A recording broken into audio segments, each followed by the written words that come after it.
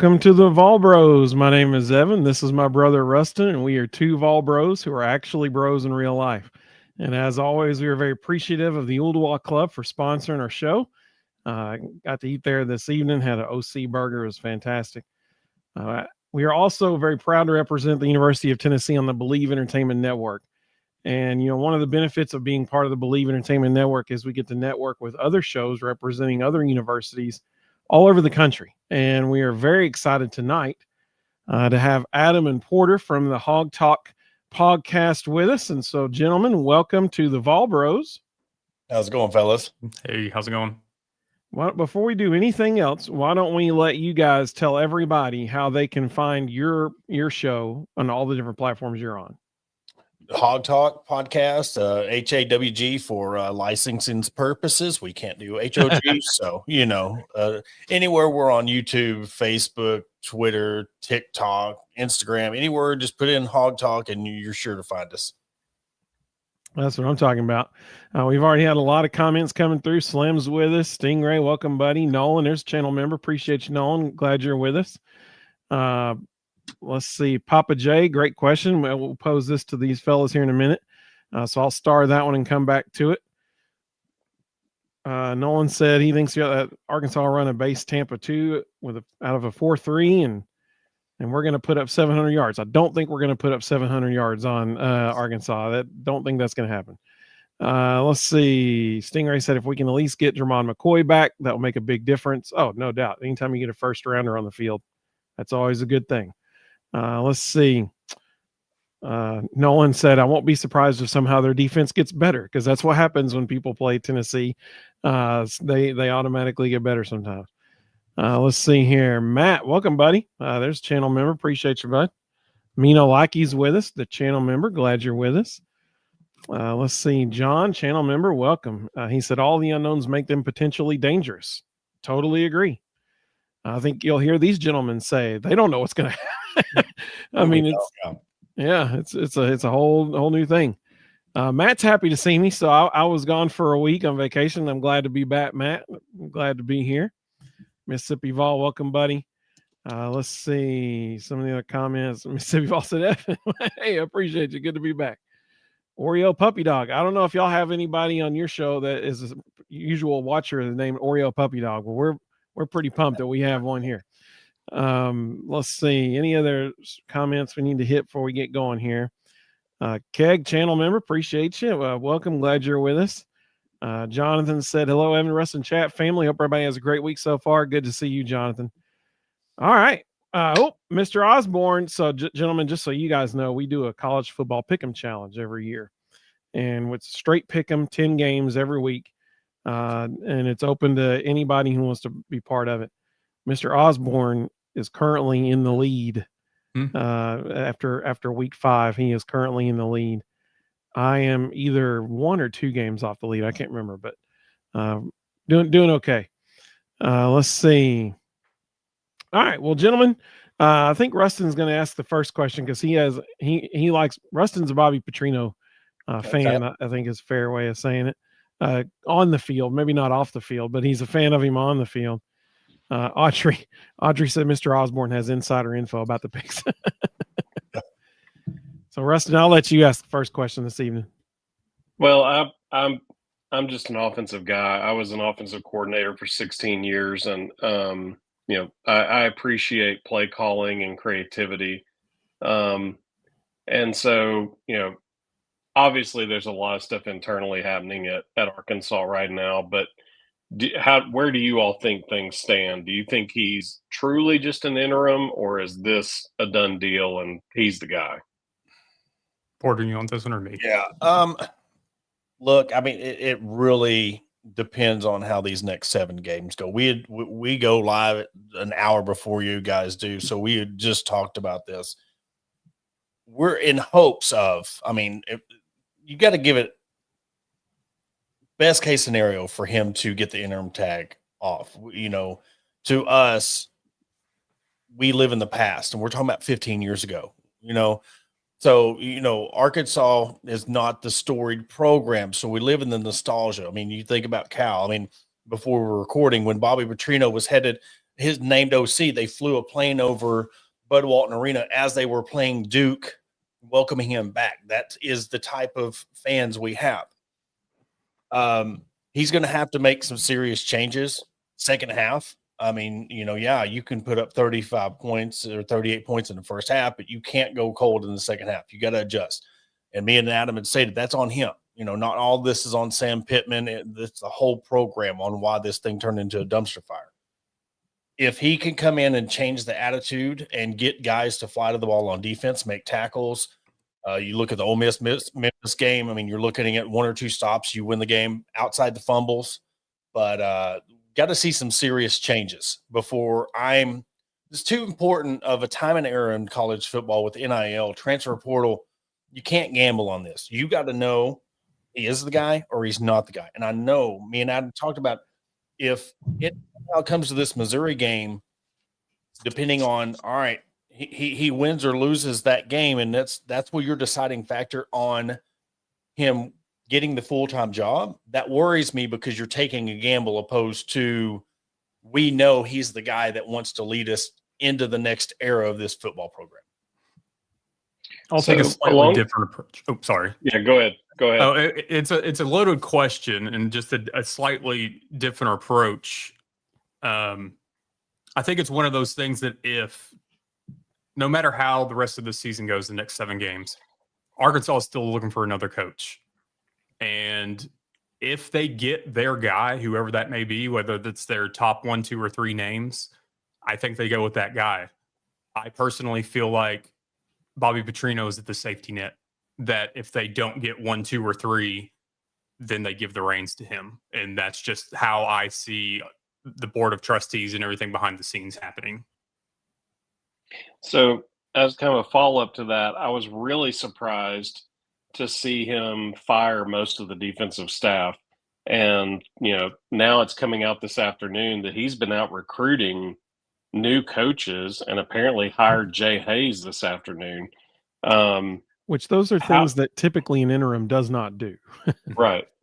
How do y'all see that playing out? I mean, from a former coach's perspective, that's the most bizarre thing I've ever heard of, that you're actively hiring new defensive coaches in the middle of the season. Like, are those guys going to come in and try and build relationships and actually coach? Yeah. That's Bobby Petrino. I mean, if you're going to take the good, you're going to take the other side of it. I mean, let's not remember when he was at the Falcons and just up in the middle of the night left for Arkansas. And Arkansas at that point, so thirsty for prominence that they accepted that. And we talked about on our show when we're bringing up Bobby again, look, if you're willing to take the good, you've got to accept the bad with it. And I'm not saying it's a bad thing, but if anybody outside of Arkansas doesn't realize that he didn't have this in the back of his mind already, he smelt blood in the water. He knew, and this could be something that was a whole plan. We're talking about safety net. This could have been a thing that he knew going into the season. If this thing goes haywire, I'm going to be the head guy. And you know what? I do got to give him kudos that, to me, to be successful in life, if you're already hustling, you're already in the wheels. If this thing goes down, I want to already have plans. I don't want to come up on a semi, get over in the left lane, and then hit the gas. I want to come up. So he's already being proactive. And in a bye-week situation, you have time to do these things. We'll see how it plays out. But, I mean, I can't do nothing but tip my hat to the guy that he's already sitting there making moves. And then the defensive side, I think that was going to happen whether this whole thing with Pittman win or not. It's casualties, but it adds on to everything else that's going on in Arkansas. And there's so much going on right now inside the program, outside the program. We could do a 2-hour show on just talking about the NIL, the edge, and everything else. Hunter Yurchek's comments to the touchdown club. I mean, so it's a silver lining of we had a backup plan to put in place that he can come in and we know what he is capable of doing, opposed to you're stuck with Sam because you don't have a backup plan. And let's not forget too, he was Travis Williams was on that 2007 Atlanta Falcons team as a player. Yep. So, that's 2 times that Petrino's kind of giving him the little jab. Yep. So from y'all's perspective, like, what are you hearing? Like, what are the defensive players thinking about this? I mean, if you were a defensive lineman and your position coach got fired a couple of days ago, and all of a sudden you find out there's this new guy coming in and he's going to be coaching you for the rest of the season. I mean, it's just it's a weird dynamic. So yeah, I'll go ahead. This is something that when Coach Pittman was relieved of his duties, you saw several players come out, like a lot of players do, put up posts, tweets, showing him love and appreciation. And I wouldn't expect anything else because Sam Pittman is a tremendous person. He just, head coaching wise wasn't a great move. And then when you had the defensive coaches leave, you got the same sentiment from those players. And there was another Arkansas personality that put out that he was surprised that we hadn't seen any players hit the portal yet because they have that 30-day window after your coach leaves. And one of the defensive backs, Keyshawn Davila, responded to that with his own tweet that basically, hey, we're family. We're going to do this, and that they weren't leaving.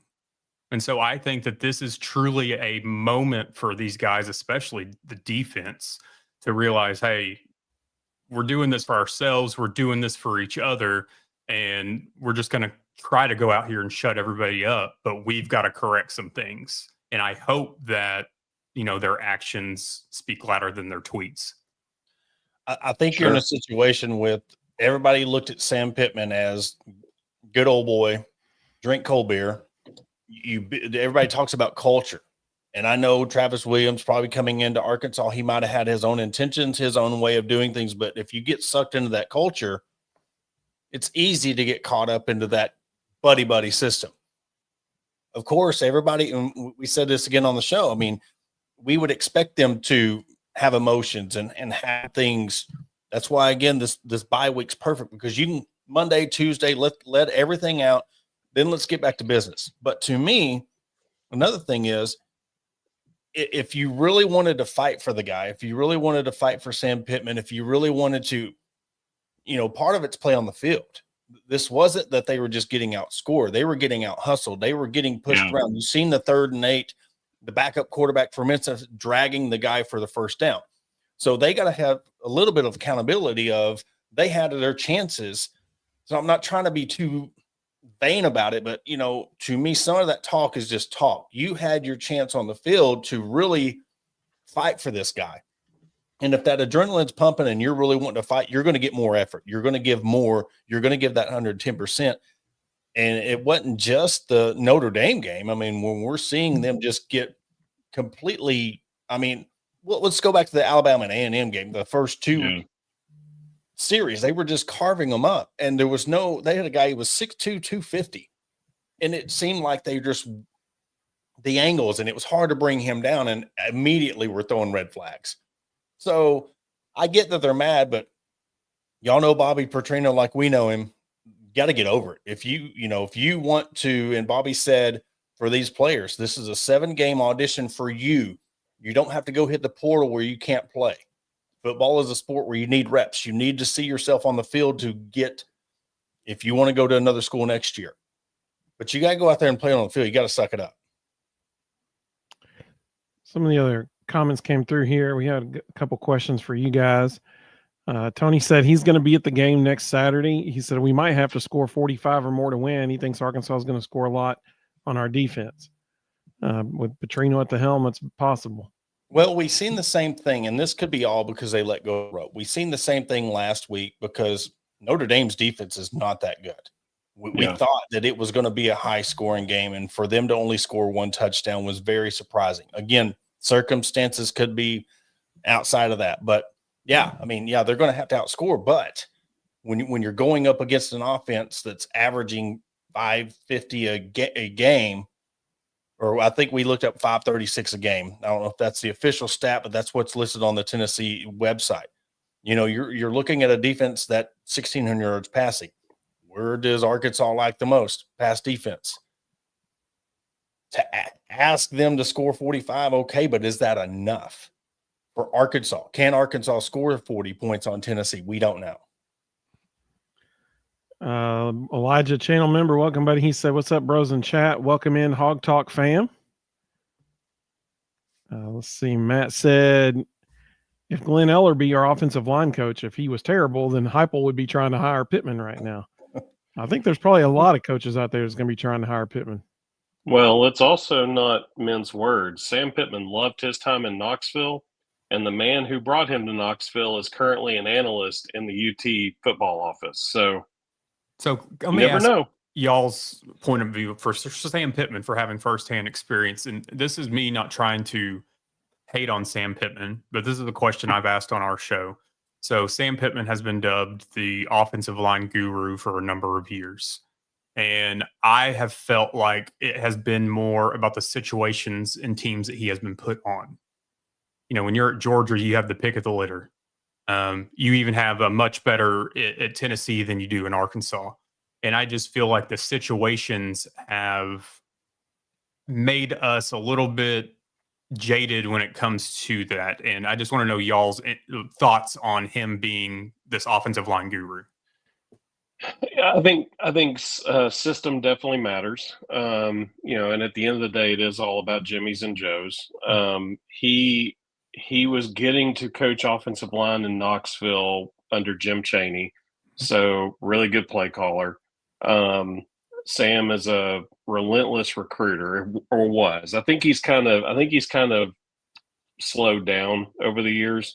When he was a little younger, he was just a demon on the recruiting trail.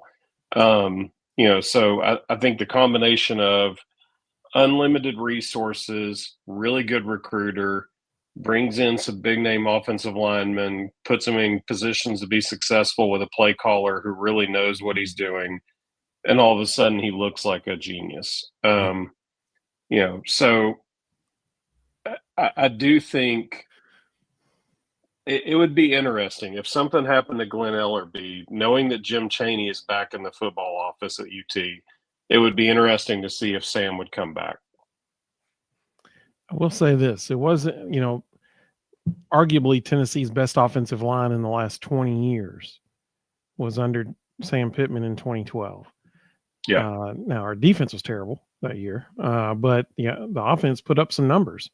A receiver, you had, Cordero Patterson and Justin Hunter and those dudes. And our offensive line was really good. Jawan James, first round draft pick on that offensive line. To Rustin's point about being a really good recruiter, there may or may not have been stories that circulated during that time where offensive linemen would find a few $100 bills just in their locker at random times. Yeah. I can neither confirm nor deny. This is pre Jeremy Pruitt. Yeah. We just slipped him hundreds, random places. We didn't stuff them in bags. Yeah, Pruitt is the one who tried to use McDonald's bags, but that was a fun time in Tennessee football history. Let me tell you guys. Some of the other comments come through here. Let's see.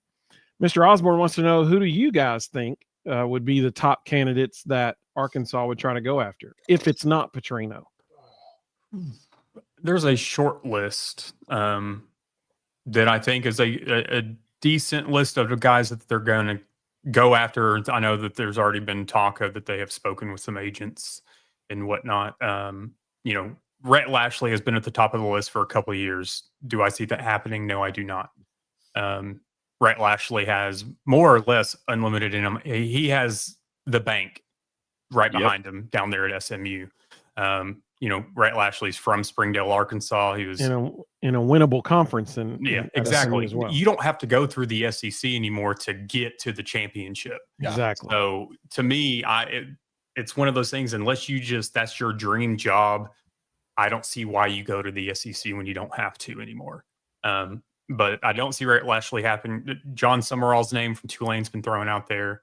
I heard a few days ago Kenny Dillingham's name has been thrown out there. I don't think that I think that we're going to get into a situation that we have coaches use Arkansas like we've seen in the past with Lane Kiffin, with Eli, to get raises. And so I think that that's what we will see. The John Gruden thing, sorry, it's not going to happen. People can move on from it. If there's, we've already heard the flight tracking stuff going on with that. I think you have to look at Memphis's coach.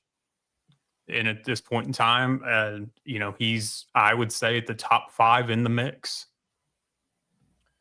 So you mentioned when you go to the top 3, you got to look at how Arkansas hires. And we've been told for years, you take those first 3 names and you wad them up and you throw them in the trash, because you look at the Musselman hire, you look at the Cal hire, you look at the Pittman hire, you look at all these hires, they've been from left field out of nowhere.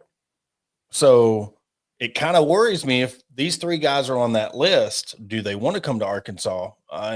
But to me, you can have the coaches, but my biggest question is, what kind of coordinators are you going to get with them? Because we've all seen, I mean, look at LSU, all or nothing, all in 2019. You had a coach like Ed O, but look at his coordinators and look at the talent he had, won it, and now they can't sniff the college football playoff. So you got to build that continuity. We know it's very well out there. And me and Adam ourselves have been very hard on the athletic director. I mean, either he's got to go or he's got to do changes with embracing this NIL. It don't matter who you bring in. If you're not going to adapt to this new way, you see my flag and helmet behind me. Dabo's the same way. He thinks he can out-recruit the NIL and portal world, and now look where his program is, in the same situation that Rhett Lashley is. Look who's coming up and look who's falling down. You've got to change those things. You've got to go, and a lot of people outside Arkansas do not realize the amount of money that is in Northwest Arkansas. You hear Walmart, you might hear Tyson, but you also got J.B. Hunt. You go down to Little Rock, you got the Stevens. You have so much money in Arkansas that if you get the right people, you could have unlimited money. But I think things need to change from the top down first, and then go over there with coaches. But I would love a guy like, and I'm not saying these names because it won't happen, but like a Dan Lanning, like a Signetti, somebody who wants to come in, Bobby Petrino 10 years ago, somebody who wants to come in, kick butt, take names, and light a fire into this program, because again, you can really unite this state and get a whole state funding behind you. That's rare when it comes to like a Tennessee, where you have Vandy, Tennessee, Alabama, Auburn, Georgia Tech. We're it when it comes to the state of Arkansas. Yep. So I heard Yurichek's comment the other day where he basically said that the program was under-resourced. If they could, I have to think, even under-resourced, they still are probably better off than a place like Mississippi State. Is Jeff Lebby an option? No, I don't see that happening. Here's the thing. It goes back to gambling. You got to come. We're at a position right now where you've got to get a known, proven winner, not have these one-off years where you have a good year and then because you had a good quarterback, good talent, and make some magical run to the college football playoff, or you win, 9 wins and then you flash in the pan. You got to have somebody that's willing to come in and build a program and keep it there. So he might be a great guy and he might end up great somewhere else. I don't know. I just think in the situation Arkansas is in, we got to get somebody who's proven that can come in and build a program up. And we ain't even seen, yet with Mississippi State and what they do, but you got to do it more than 1 year. And I just think his tenure at Mississippi State, I need more of a sample size to see before I'd be willing to put his name in the hat. So somebody put it in the comments, and it was the next person I was going to ask about. How about Dan Mullen? I have been completely against that since there were some rumblings going on for it, and I don't know, every time I have gone on one of our shows and Dan Mullen's name has been brought up, I have been against it. And then everybody wants to throw his records at other schools in my face, which rightfully so. I just look at it like every time that he's been, he's left somewhere, it's kind of left a bad taste in those schools' mouths. Not been on the greatest terms. Now, Florida's looking at right now like, Dan Mullen wasn't so bad. Now was he? But it's one of those that I don't want it to happen. And I personally don't see it happening, but Dan Mullen, I think, is going to do whatever he can to get back to the SEC, especially when he's at a school that couldn't afford year 2 of his salary or whatever it was. But, and I know that with him, it was enticing for some with his Urban Meyer's son-in-law being on his staff. So it's one of those things that it looks good just on paper, but I think there's too much baggage that comes with it. So if you each had to pick one person who would be your top pick for the job, realistically, who would you each go after? The comment that I just saw, Fran Brown. There's been a lot of us, there's been a handful of us that have been calling his name, just what he's done in recruiting wise. And I think that it's something you give him, you give him the reins to a team that has the pipelines to the states that anybody in the SEC technically should. I think he would do wonders. I would like to see the Tulane coach, Summerall. Mm-hmm. It's one of those, if not Memphis coach, it's just, you look at what these guys have done at their program. Look at Tulane. And they're competing where they're at. Again, up and comer, somebody who can build a program and get some coordinators around them. Because maybe you could get a guy like Summerall or Memphis coaches, just Silverfield. You can get them at a little bit of I wouldn't say discounted rate, but so you can go out and afford, because this is going to be a total rebuild. And then you throw in an NIL there too. But I think you got to give them a shot. Somebody's chomping at the bit to get the SEC. Give them a chance.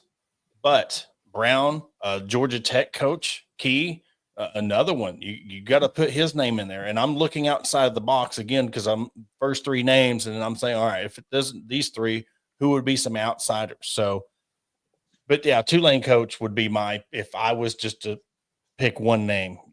You're right there in the back door, right there next door to LSU, and you're able to compete and win on a high level. You've got to give them some kind of chance.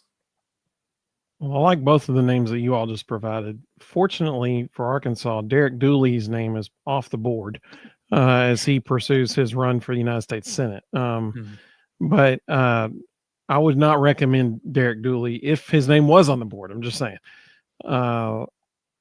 Brendan said, glad to have him back. However, Ruston didn't miss a beat. That's right. He held it down. I appreciate you, Brendan. One other question that came through for you guys.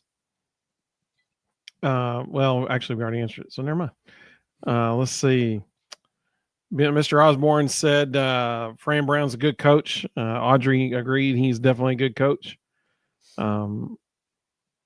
Matt said Arkansas needs a banger coach to have a chance. You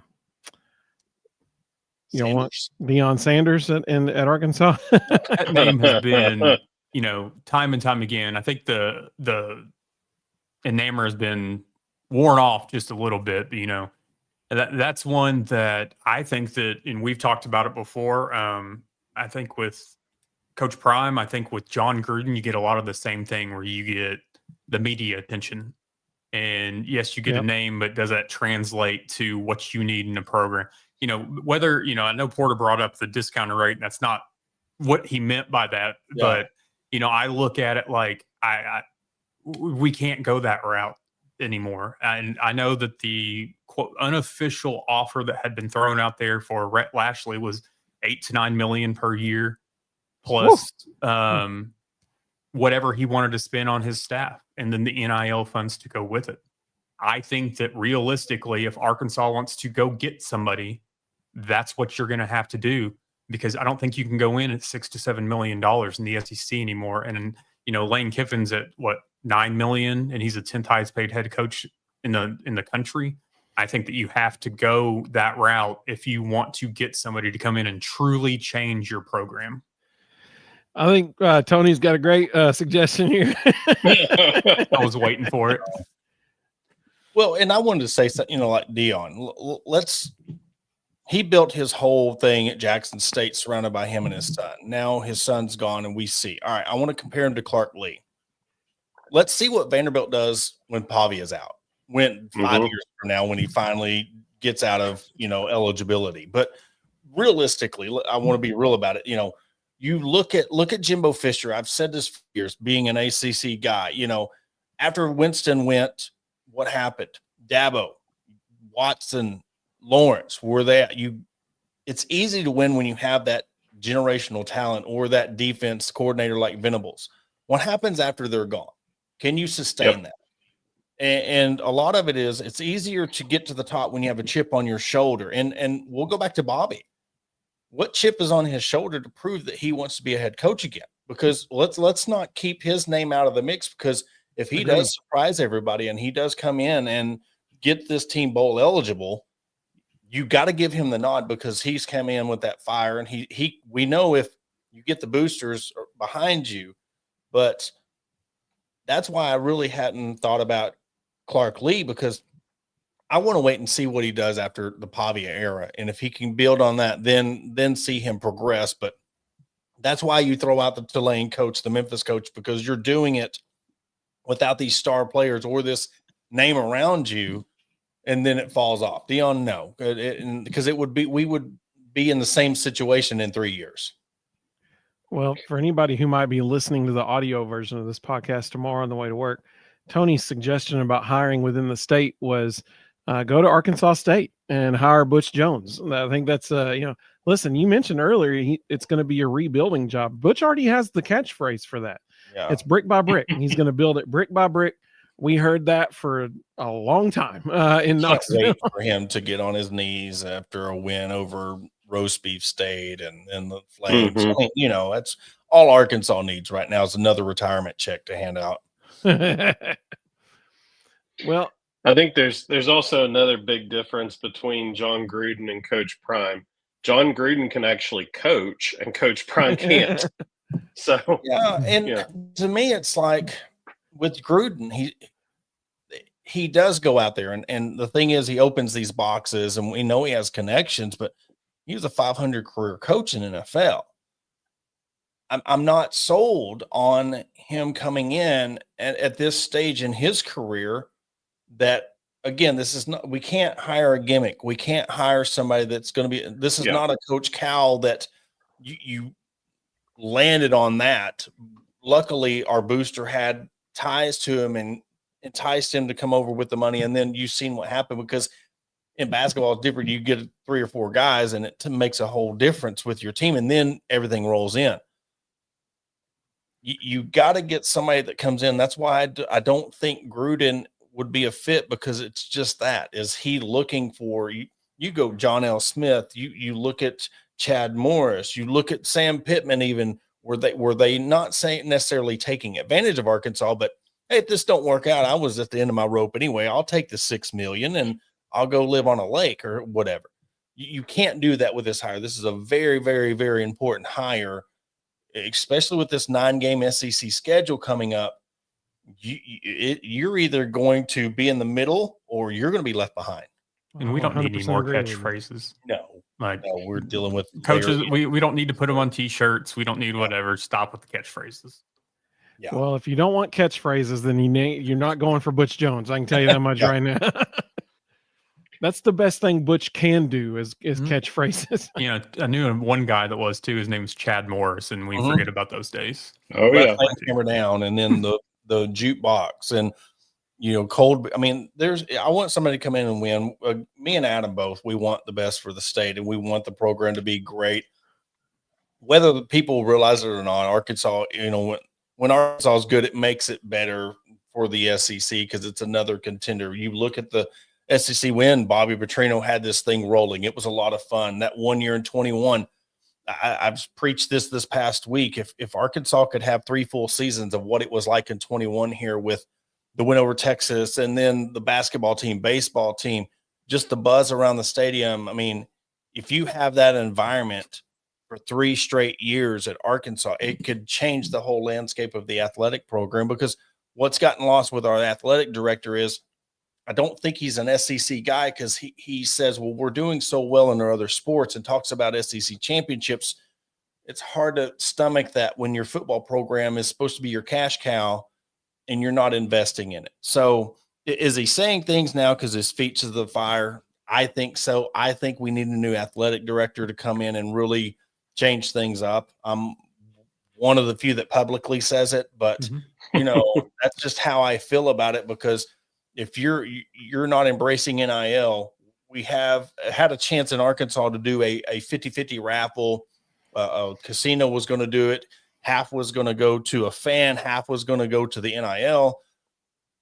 Honey Yurchek instead puts it to where half goes to the Razorback Foundation and half goes to a fan.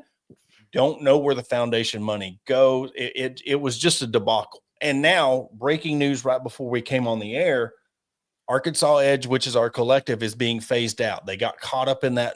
What was the Blueprint Sports Blueprint thing? Yep. Was 20. Arkansas was part of that. Now we don't even know what's going to come of that. It's too new to us to how big of is this a scam? But everything that he has said to done. We do not have a name for our stadium. The naming rights has been gone for a year. They're sourcing out to Learfield. So if your head guy, I'm in sales, if your head guy can't get a name for your stadium, I don't trust him to fully be able to ride this ship, rebuild this program, get NIL funding for these players. That's why I've been a big proponent of we need a new athletic director as well. And with your NIL collective going away, that is not good news in this era of college football. Sanders, welcome, Sanders. Good to have you. She said, does Arkansas come to us this year? So that leads us into our next question here for the gentleman from Hawg Talk Podcast. So Arkansas is coming to Neyland next Saturday. My question for you, gentlemen, looking from the outside in, what do you all perceive of Tennessee's football team? Give me two strengths and two weaknesses that you see for Tennessee's team right now. Well, I was going to poke fun, but your comment section is one of the best that I've seen, so I'm not going to do that. Yeah, I appreciate that. We love them, man. They're great. Y'all are setting the tone, and I love it. So, this is one thing that obviously the defense is a weakness for both teams. It's one of those who can outscore who. I feel like that's going to give the edge to Tennessee.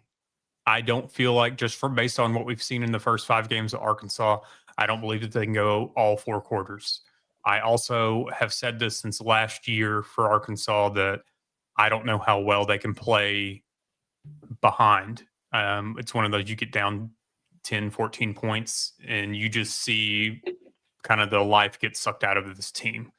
So I think that one of the best things that could have happened for Tennessee, which I know at the time that it happened, probably some iffy feelings, but Nico moving on to Joey Aguilar, I think was great. He has blessing in surprised. disguise. Yes. I know when that happened, the spring game, it was just kind of like okay, what's going to happen to Tennessee's season now? And seeing what I've seen of him at quarterback, I think that was the move. And it's one of those things that it's truly outside of the defense for Tennessee, hard for me to see a whole lot of weaknesses. I know that there's been a few interceptions thrown, but at the same time, we don't have a defense that can catch an interception. So it's one of those, this game I feel like is in y'all's hands. It's in y'all's favor. We won't get into score predictions yet or anything, but I don't see this being a close game for Arkansas. The biggest strength I would say is 2 things along the same lines is you already had this revenge on your mind from last year, and you smell blood in the water from everything that's going on with the program. I think that's the biggest strength. You wanted this game back because Heupel has Tennessee on the brink of being one of the top programs. I mean, it was just like how we gauge this season game by game. How me and Adam do this is So you come into the Ole Miss. Ole Miss had a head start with their game with Kentucky. You've seen what you're really made of. Arkansas wasn't sure yet, and then we seen how that played out. Very next week against Memphis, I thought Arkansas was going to run away with the game because what I'd seen on film with Memphis, nothing was impressing me, but I didn't realize Arkansas's defense was that bad because how they played against Ole Miss. Then you get in the debacle with Notre Dame and just wheels fell off. But with this game, you already had this game because Arkansas won with a backup quarterback on that run. And then it's at home, and now you're seeing things come in. Bobby Petrino is a household name in the SEC. So what better way to just kind of knock him back down, or you get all this momentum building, and then y'all are the ones to sit there and be like, everybody has a plan. We got a new coach. Hoorah, rah, till you get hit in the mouth, and let's see how they react. So I'm curious, who's going to call the defense? I'm not even. He bumped up the assistant D-line coach. His name is forgetting. He moved him up to defensive coordinator. So I don't know if anything will shift with the hire or however they're phrasing it tonight, but they moved the assistant D-line coach to defensive coordinator and the running back coach to offensive coordinator. Of course, we all still know who the offense is going to run through. Sure. That was the biggest question with the three. That was one of the things I was shocked most at, I guess, after Sam was relieved was I guess I would have seen the position coaches or, whether it was Woodson or Deke Adams. I didn't expect to see a coordinator go. Because losing a head coach and then a coordinator, I was like, that's a lot to replace or a lot of shoes to fill. So at this point, I think in my head, we go back to a little bit how it was when Petrino was here the first go around was we didn't have that great of a defense then, so we're just going to hope to outscore you. Yeah, same.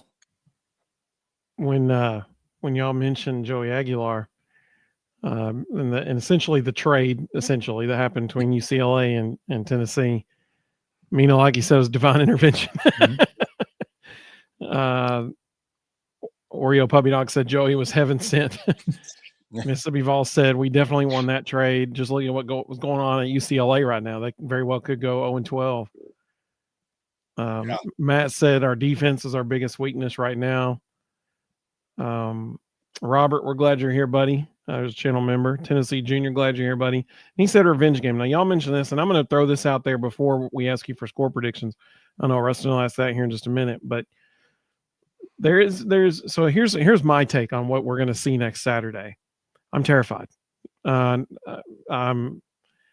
Maybe it's battered Vol syndrome flaring up in me. I don't know, but I vividly remember the year we played at Arkansas and we missed 13 tackles on one punt return. You didn't hear that wrong. We missed 13 tackles on one play. For some reason, I don't know why, every time Tennessee and Arkansas play football, it's always a good game. Always. Yeah, we also I'm thinking back to Jason Witten catching a touchdown pass in the 6th overtime, a while back. It's always a good game. Last year, it was a good game. But I think Tennessee Junior, Josh Heupel is a competitor. Yes, I know he's head coach. I know he's a great offensive mind. More than any of that, he's a competitor. And one thing we've seen from him over the last 4 years, there is such a thing as revenge games in his mind. He brings a little something extra. And so, last year, legitimately, I think he was handcuffed by Nico. He didn't trust him to run the offense, which is why he straight up took the ball out of his hands. And, that's just what happened in the game at Arkansas. So I do think, Matt said the same thing. I do think there's an element of that here. And I think Tennessee does come out on top, but man, oh man, closer than the experts think. That would be my opinion. Yeah. And you also, like I said before, Heupel is wanting to get up there with Lane and Kirby, you're wanting to be he's got a little chip on his shoulder of trying to get to that next level. Bobby's playing, he's auditioning for a job. All right. Yeah.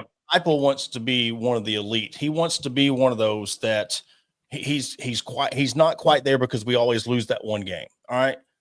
That's where Heupel's trying to get. He's trying to prove that he can get there and stay at the top and be one of those. Now you're looking at a college football playoff team. That's a huge difference on where you're trying to get in the hierarchy of the SEC. That's what scares me, because there's more drive to get to the top of just trying to get your job. So that's where I see Heupel is he's trying to get to that where you're looked at like a Lane Kiffin on that same level. We know what Kirby's done, but to be up there at the top and not be like, well, we threw away this game. I think there's not added pressure, but there's that added drive to win this game. Audrey makes a great point. Audrey said Taylor Green could give us fits. I'm interested in how he plays against our defense. Historically, Tennessee has struggled against mobile quarterbacks. So I think this is a fair statement. So I want to add one thing. I just, for Tennessee fans who just heard you say they promoted the assistant defensive line coach to defensive coordinator, when you say that out loud, that doesn't sound good at all. So I looked up who it is. It's Chris Wilson. Chris Wilson was the defensive coordinator at Mississippi State under Dan Mullen. So you may be surprised what that defense looks like. He's going to have them motivated. They'll be flying around. He's probably going to blitz every down. That's going to be an interesting dynamic to watch. And who knows, maybe Bobby's getting all the Arkansas fans ready for Dan Mullen's hire. He's going ahead and promoting his defensive coordinator now. Yeah. Tuning up the band. Mm-hmm. Guys, I don't know. It's what you might as well say Urban Meyer. I mean, it's just one of them things that in the landscape of college football, we've already proven what Arkansas is willing to do to try and win again. When they brought Bobby back as offensive coordinator, they had to make some adjustments to where he could even be hired back. Yeah. And you get through that hurdle. And there was a question to us about, the negative comments. I think bringing him as the OC last year to ease him into this, because if they were to fall out with Sam Pittman, Bobby Petrino's just out there in La La Land, and then they bring him in, I think it would have been more of a firestorm. But you ease him in. Hey, look who's back. Look who's back. Now he's the head coach again. It makes it easier, but nothing surprises me anymore in college football. Amen. Urban Meyer's another one of those keeps getting chances, and we know, put his personal life aside, just what type of person he is. But we'll see how it plays out. It's just I'm not sold on someone like Dan Mullen, because again, how are they looking at this? Can you trust him to come in and really do it? Our guards are up. It's almost like an abusive relationship. You see this next person out there, and they look so great taking me to Red Lobster, but then they take you to Red Lobster and then they leave you. They want to split the check. It's things that we've been burnt so many times for people looking for a pay raise. What is it? I want somebody that I trust is going to come in and do it for the right reasons. Well, hey, shout out Red Lobster, not a sponsor, but you could be. Yeah. I'm just saying, like our DMs are open. And the good news is Mike Gundy already got fired at Oklahoma State, so he's not going to try. I can't. I don't want the mullet. Yeah. Yeah, Audrey just said the same thing. Yeah. Well, no, Tennessee is synonymous with Mike Gundy raises. We have Mike made Gundy that man has a lot used of money Tennessee over the years. multiple times. Well, and then there's another name. There's a lot of people. Dabo's wanting to be fired. They're begging him to fire him because if he walks out, he gets nothing. If he gets fired, he gets his buyout. I'm a Clemson fan. It's one of those things that he doesn't embrace the NIL. You see what that is, the death of college football now. His ego. Yeah. I live and die, but I'm even tired of him because I'm a realist. When I am a fan, I seen what he did. It took him 7 years with the same core with Venables Elliott to win that national championship to get there. And then it's like, he's still talking about the rest of y'all bust. Like, you can't say that when you're a champion. You can't say that when you're at the top. You can't play the underdog card. So I don't want him. And a lot of people on the outside want him to come to Arkansas, and it would be a death trap because if he can't handle the Clemson fans, what happens when he goes on his first 2-3 losing streak at Arkansas and they're wanting to eat him alive? He's going to be begging them to fire him, and then he's just going to throw in the towel. So, Gundy, if you can't win where you're at, like Oklahoma State, you've been there 20 years, it's time to go farm. It's just time to go on and lay pasture for a little bit, I bet Red Lobster would hire him as like a greeter probably. or something. So I know it's hard to kind of even have a clue of what this game is going to look like. I mean, I've been looking at it and I'm like, I have no idea what we're about to see. But if you were going to take just a long shot at it, do you want to take a shot at a game prediction? Adam? I'm going to go Tennessee 42, Arkansas 34. Okay. I think that's a really good prediction, by the way. Well, if I have to say, I won our pick'em contest last year. Yeah. If I had known, I would have brought my championship belt on hand. So, but yeah. I pick them seasons like Arkansas. I'm ready to find a new coach to pick my games. And Arkansas, it is a tough one to pick because you don't know, and there's still a full week of this preparation. You don't know how they're going to come out fired up. We don't know how they're going to – this is going to be – if I was to, base off what I see now, if what I trust out of the second half, you can't hang with Tennessee if you're scoring 7, 10 points in your second half through these first 4 games. Right. You're going to be left out. This is going to be a runaway. Because and again, we got to think, yes, you have Bobby Petrino, but they've already said they're going to a base defense. Aguilar is going to pick them apart. I mean, if you go base defense, man, zone or whatever, if these guys are not in position, it's going to be ugly. Like what we see with Notre Dame. I'm going more 42-20, 42-17 because I just don't trust the defense. You can come out and play fired up all you want, but if you get out of position in any one of these games, you're going to get left in the dust. And I just don't know. Taylon Green scares me too. He's looked down defenders. His accuracy is still not there. He'll outrun you to death.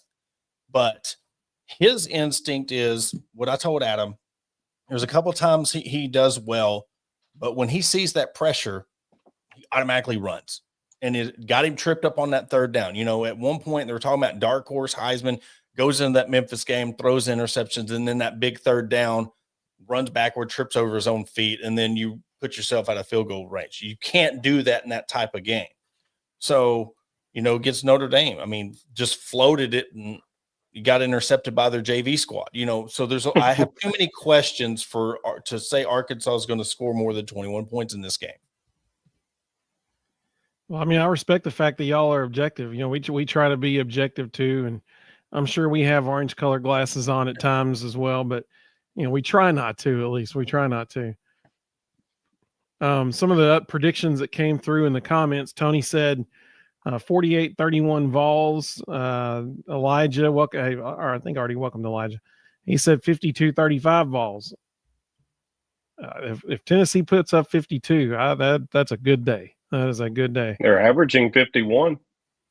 That's true, but that average also includes ETSU and that kind of thing. No offense to the Buccaneers. It also includes the guy Adam wants as their next head coach. Yeah. True. Yeah. Very It's true.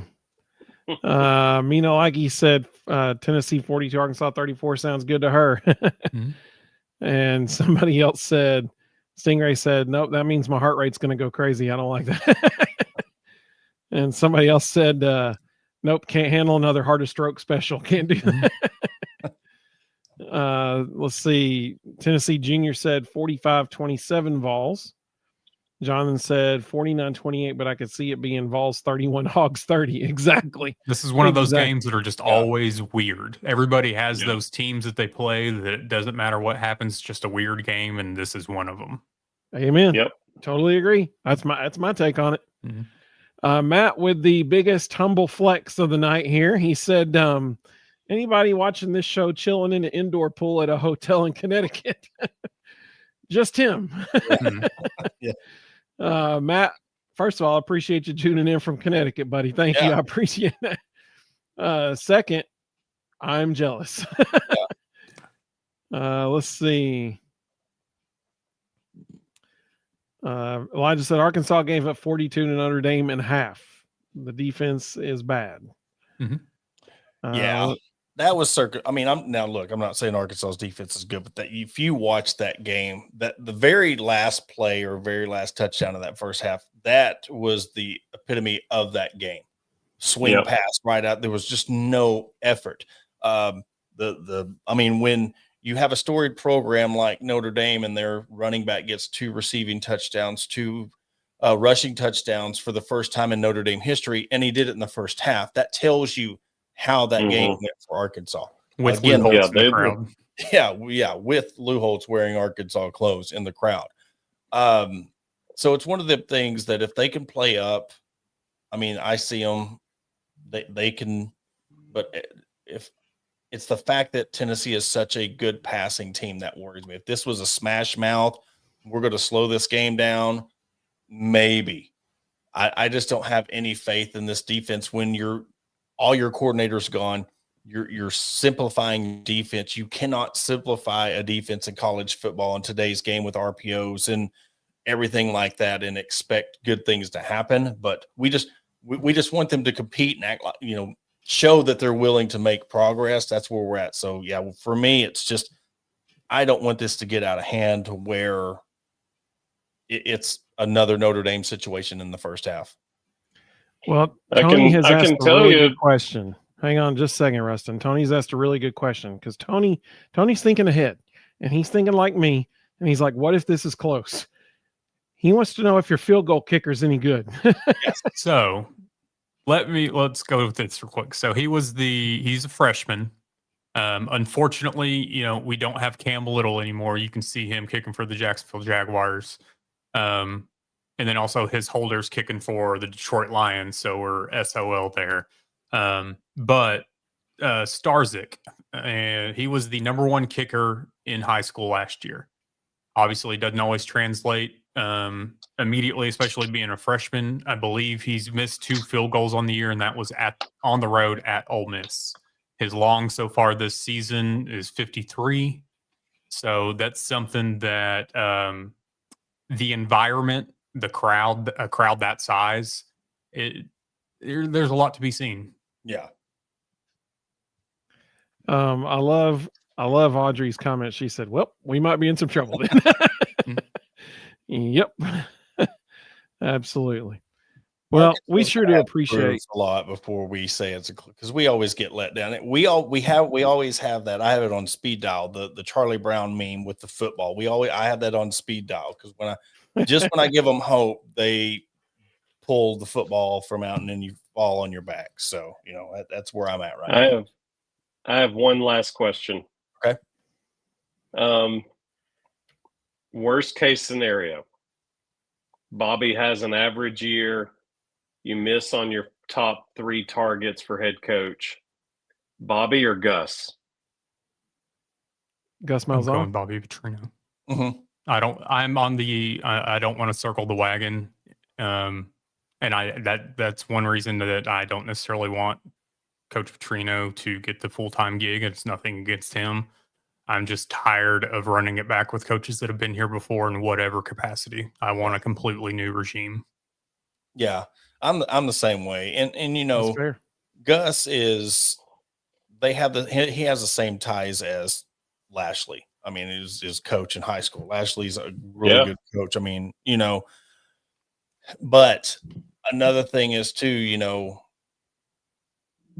he had the chance to go coach at Arkansas. I think there was a plan in place. And if he wouldn't have beat Bama, I think he would have been the coach at Arkansas. That's just my personal opinion on that. I don't know the insides if he was using Arkansas or what. There's a lot of people who said he was using. I was under the belief he didn't think he had a snowball's chance to beat Bama that year, and he did. So he already was having an exit strategy to go to Arkansas. And sometimes it's better the first time around when you could have had said coach. And I think that time has passed on that opportunity for him to make a change, because does he want to come in and rebuild a program and put 4 or 5 years in an SEC program to rebuild them? I don't know.